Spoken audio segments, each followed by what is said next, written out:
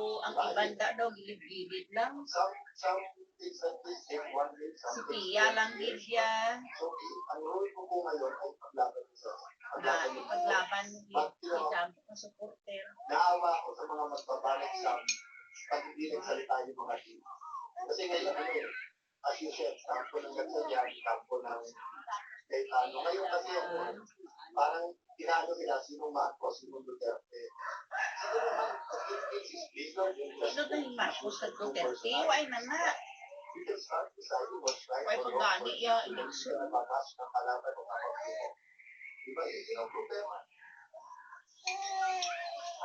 Sir, just a follow-up. When you just explained what you mentioned already, Pinag-usapan nila ang you have to end the law is Malacanang. Are you saying na Malacanang had the hand on this? That's why nagkaroon ng well sa kabilang kampo? Or what are you, what is your reason for saying such? Senator Giloy told the Senator at the right time, yung ilalabas sa inyo yung ebidensya ng mga tumatawag sa kanya sa kanila na ino-offer na wala naman aso na tapos sa first time that happened, it happened on February with Senator Giloy. At least, tatlo o baka apat na itong kahapon na nangyari coordinated lang. Alam yan, obvious naman. Diba? So, but let me say this, the problem, the president is working for this.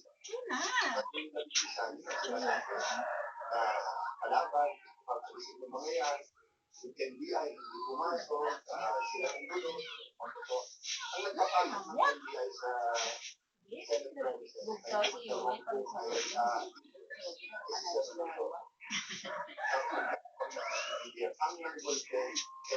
Kribla na ay ito ay sila dua. Lahat yan ay on the record at lahat yan hindi dumadating sa Pangulo at tama. Gaano man si Tibo, ginagatos-gatos na sa Tibo,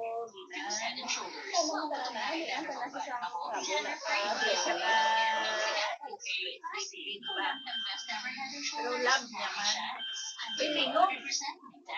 Linog lang. Relax.